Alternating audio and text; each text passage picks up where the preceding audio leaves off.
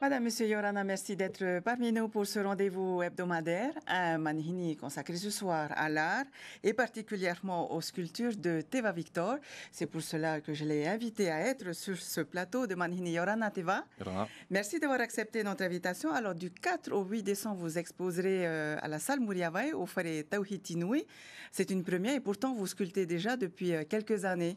Oui, c'est vrai, ça fait depuis l'âge de 18 ans que je sculpte. J'ai un copain qui est venu pour faire une sculpture chez mes parents au Motu, à Bora. Et il avait besoin d'aide un petit peu pour dégrossir son travail. Alors il m'a filé une gouge, un maillet. Et c'est comme ça que j'ai commencé. Donc à partir de là, ça a toujours été avec moi. J'ai toujours sculpté, surtout le bois au début, pendant plusieurs années. Et puis, c'est que vers 2005, même un peu avant, même 2002-2003, que là, je me suis mis à la pierre, au Motu, chez moi, là, par contre, pas chez mes parents.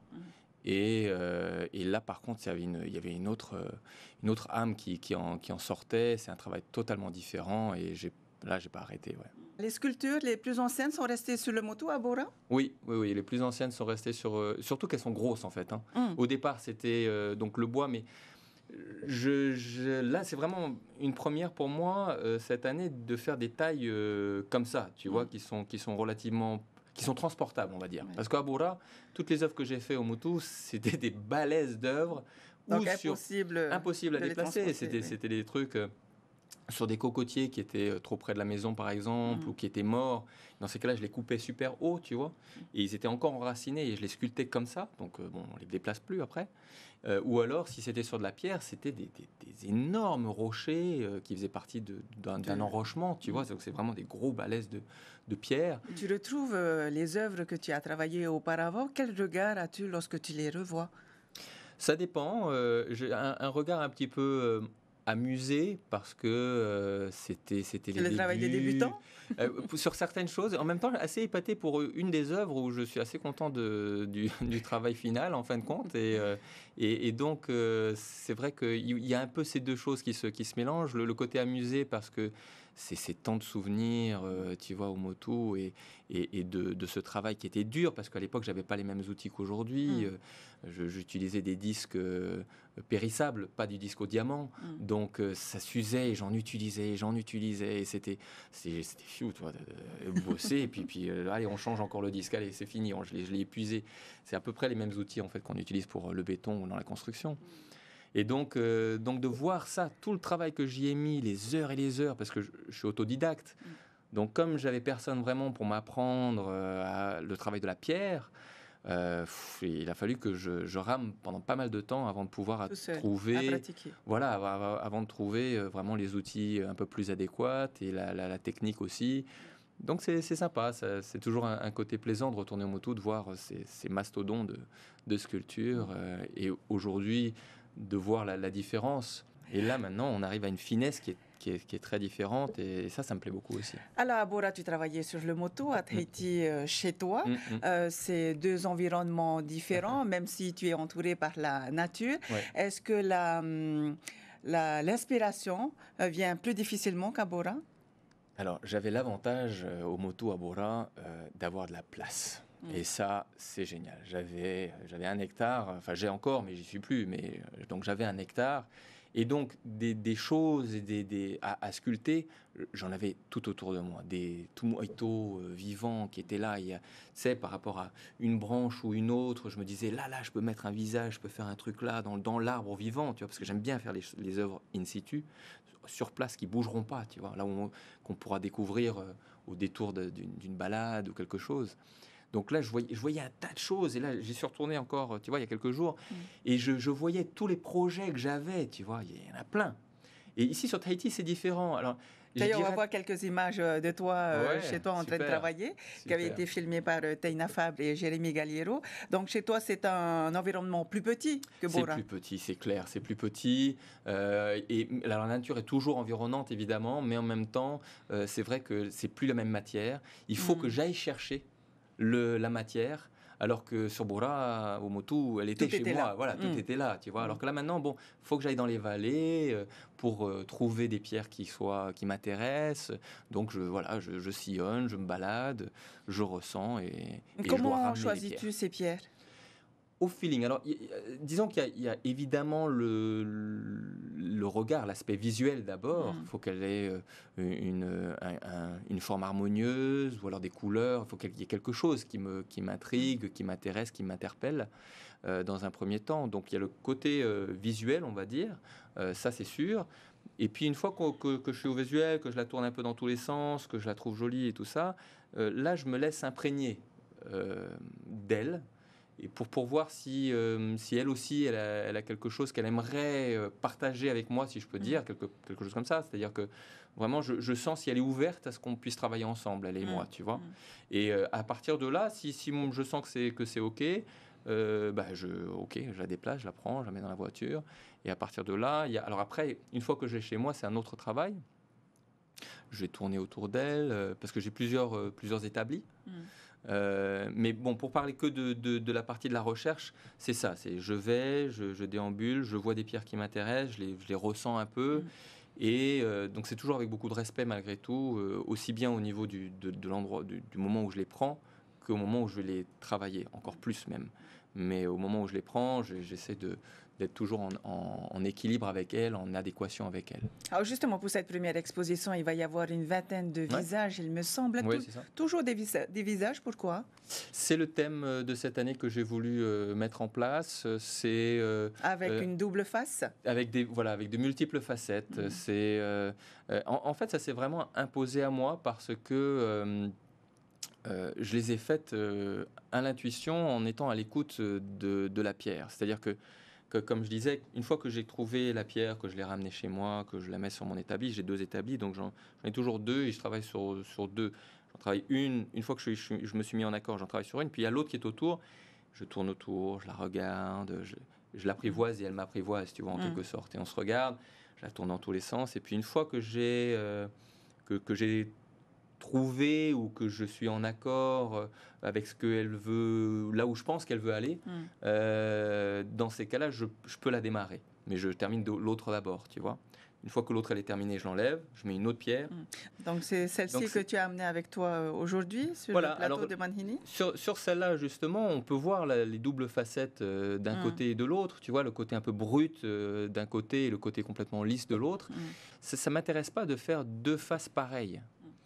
Mais il y a toujours pour moi l'importance de montrer la complexité et la richesse de la pierre. Parce que quand on regarde une partie non polie, il y aura d'autres dessins qui vont sortir de la pierre. Et la partie polie, ça va être d'autres choses. Ça va être déjà plus sombre. Et il va y avoir d'autres choses qui vont ressortir de la personnalité de la pierre. Puis aussi, il y a une certaine pédagogie que je mets en place dans mon travail. La pédagogie de la chronologie de la sculpture. C'est-à-dire, en quelque sorte, on voit l'œuvre finie, bien polie, nette, avec tous les détails et tout le reste. Mais avant ça, il y avait la pierre originale, hein, la pierre de départ, qui est belle aussi. Et donc, cette partie-là, je la garde aussi. Tu vois, par exemple, sur cette pierre-là, c'est la partie qui est en bas. Ça, c'est la pierre d'origine, celle qui est la partie ici. Et donc, je la garde. C'est toujours important de garder une partie de la pierre que j'ai choisie au départ parce que c'est la nature en elle-même et pour montrer un peu les étapes pour arriver à le produit fini.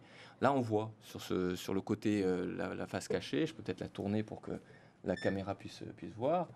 On voit justement, voilà, on voit les coups de gouge, on voit le travail de la râpe, on voit toute l'évolution en quelque sorte que le sculpteur a dû faire pour arriver au côté poli qui est de l'autre côté. Elle est plus difficile à travailler que le côté poli? C'est 2 choses différentes en fait. Il faut passer par entrer dans la pierre et donner les formes. Et ensuite, le poli, c'est vraiment la fin. Même si le poli et les finitions, ça prend autant de temps que la création en elle-même, le côté de donner les formes, d'enlever les masses qui sont non nécessaires pour pouvoir dégrossir. Donc c'est autant de travail. Et les deux sont complémentaires. C'est pour ça que dans la sculpture, dans les sculptures que j'ai mises en place, il y a vraiment ces doubles facettes. Puis aussi, c'est un peu le reflet de la personnalité de la pierre, mais aussi la personnalité de l'homme, de l'humain d'une manière générale, tu vois. On est tous avec des côtés, avec une personnalité forte sur certains points, plus doux sur autres. On a de multiples facettes. Et ça se remontre bien justement dans la sculpture. Et pour cette sculpture, tu dirais que c'est quoi? C'est un visage d'homme, de femme? Alors là, c'est un petit peu celui qui veut la voir qui verra si c'est homme ou femme. Je pense que vraiment, j'essaye de faire des choses qui sont assez neutres. Moi, personnellement, j'ai mon avis, mais je ne veux pas le donner. Pourquoi? Parce que l'œuvre, elle vit par elle-même. Elle a sa propre personnalité. Et donc, après, c'est le regard aussi de la personne à l'extérieur qui y mettra aussi son intention à elle. Tu vois? Et c'est important pour moi de laisser un peu la place à cet imaginaire-là, à cette fantaisie-là. Donc, si la personne qui flash dessus trouve que c'est plutôt féminin, super. Si c'est plutôt masculin, ça passe aussi, tu vois. Donc, moi, j'ai mon avis sur toutes mes œuvres, j'ai un avis, mais je préfère laisser libre cours à l'imagination de chacun. Mais ce qui est intéressant sur celle-là particulièrement, c'est justement les dessins qu'on retrouve un peu zébrés, les veines qu'on peut retrouver, tu vois, sur cette pierre-là, qui est très spécifique. Et c'est à chaque fois une découverte différente. À chaque fois que je vais trouver, que je récupère des pierres, tu vois, c'est toute cette excitation-là qui est géniale, de me dire, ok, elle est belle à l'extérieur, tu vois, elle a des beaux dessins, elle a une forme harmonieuse, tout ça. Mais comment ça va être une fois que je vais rentrer dedans et que je vais dégrossir un peu et que je vais polir? Et à quel moment est-ce qu'il va falloir s'arrêter de polir, tu vois? Combien de temps est-ce que cela met à faire une œuvre pareille? Eh bien, au début, je me suis donné ce challenge de faire cette exposition. Ce sera la première, mais pas la dernière, ça c'est sûr et certain. Ce n'est que le début. C'est que le début. Et donc, dans les premiers temps, j'étais pas très organisé. Mes outils, je prenais du temps à les sortir, à les mettre en place et tout ça. Donc, ça me prenait un mois par sculpture. Un mois à plusieurs heures par jour, évidemment. Pas les week-ends, mais bon, parce que j'ai des enfants aussi. Donc, il faut aussi que je m'occupe de mes enfants. Bien s'occuper des enfants aussi. Mais plusieurs heures par jour, ça prenait un mois. Maintenant, il s'est passé un an, donc maintenant je suis plus rodé, j'ai trouvé des systèmes pour pouvoir être plus efficace. Donc maintenant j'en sors en général une tous les 15 jours, donc à peu près 2 par mois, à peu près. Et donc là, ça devient plus intéressant et justement, c'est ça qui est... Alors c'est marrant parce que je termine à peine une œuvre, je suis déjà excité à l'idée de commencer l'autre, tu vois, parce que elles ont des dessins différents. Celle-là, elle est marbrée. Il y en a d'autres qui vont être mouchetés avec des petites taches bleues, avec un regard gris. Tu vois, celui-là, il est plutôt noir, gris sombre, tu vois. Il y en a d'autres qui sont gris-bleu. Il y en a d'autres qui sont blanches avec des paillettes de cristaux noirs. Enfin, c'est passionnant. Moi, j'adore ce boulot. Teva Victor, merci. Oui, merci d'être venu nous parler de votre passion, de ta passion, Teva, qui est la sculpture. Et qu'est-ce qu'on peut te souhaiter?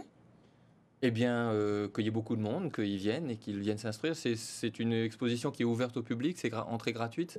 Donc, le plus de monde qui vient, même si c'est pas pour acheter, l'idée c'est vraiment de partager, d'ouvrir l'art un peu à tout le monde. Donc, voilà. Donc, c'est ce que tu fais pour cette première, puisque les autres œuvres sont restées au moto. Oui, c'est vrai, voilà. Oui. Il y en a qui ne sont pas à vendre, il y en a qui sont à vendre, c'est vrai, tout à fait. Merci encore, Teva. Voilà, je rappelle que ton exposition se tiendra du 4 au 8 décembre à la salle Mouriavaï du Faré Tawhid Inouï. C'est la fin de cette émission. Je vous remercie de l'avoir suivi et vous souhaite une excellente soirée sur Tawhid Inouï Télévision, bien sûr, Nana.